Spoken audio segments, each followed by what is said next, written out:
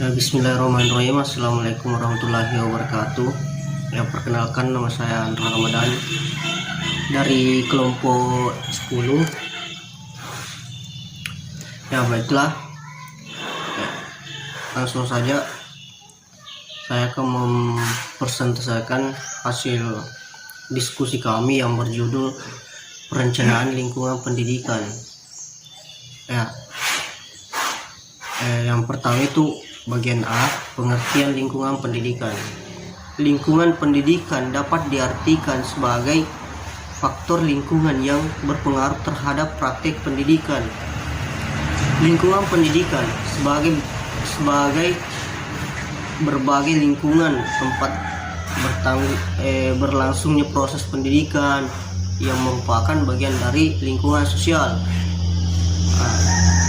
Dan bagian B yaitu macam-macam lingkungan pendidikan. Ki Hajar Dewantara pun membedakan lingkungan pendidikan menjadi 3, dan yang kita kenal dengan tripusat pendidikan. Yang pertama itu lingkungan keluarga. Keluarga merupakan suatu sosial terkecil dalam kehidupan umat manusia. Sebagai makhluk sosial, ia merupakan unit pertama dalam masyarakat. Disitulah terbentuk tahap awal proses sosialisasi dan perkembangan individu. Dan yang kedua itu lingkungan sekolah.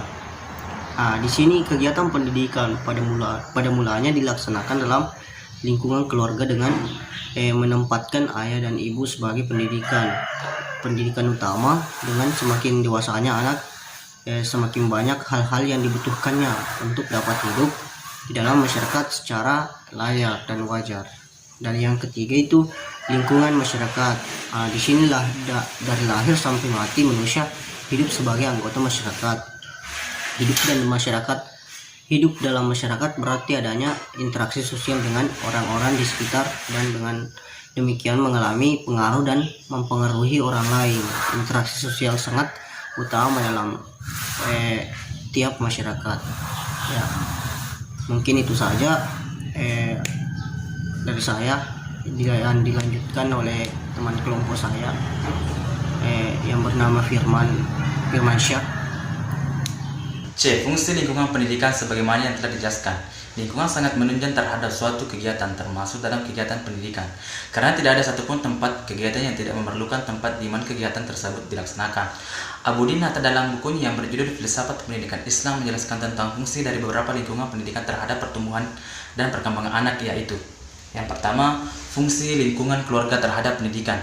Terciptanya keluarga yang terjadi melalui proses perkawinan dua makhluk berlainan jenis dalam pandangan Al-Quran dianggap sebagai suatu yang suci dan tidak sepantasnya dijadikan sarana untuk bermain atau pemuas hawa nafsu biologis seksual semata-mata, melainkan digunakan untuk mencapai tujuan-tujuan mulia seperti membina kasih sayang, tolong-menolong, mendidik anak, dan berkreasi dan berinovasi. Yang kedua yaitu fungsi lingkungan sekolah terhadap pendidikan. Lingkungan sekolah diadakan sebagai kelanjutan dari lingkungan keluarga. Sekolah berfungsi sebagai pembantu keluarga dalam mendidik anak.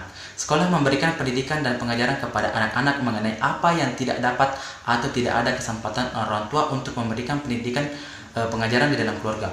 Fungsi lingkungan masyarakat terhadap pendidikan menurut Ariha Gunawan.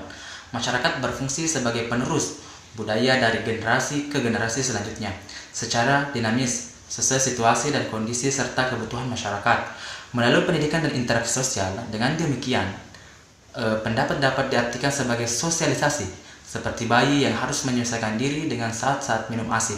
Kemudian anak menyesuaikan diri dengan program belajar di sekolah, menyesuaikan diri dengan norma serta nilai-nilai dalam masyarakat dan sebagainya. Itu materi dari saya. Assalamualaikum warahmatullahi wabarakatuh.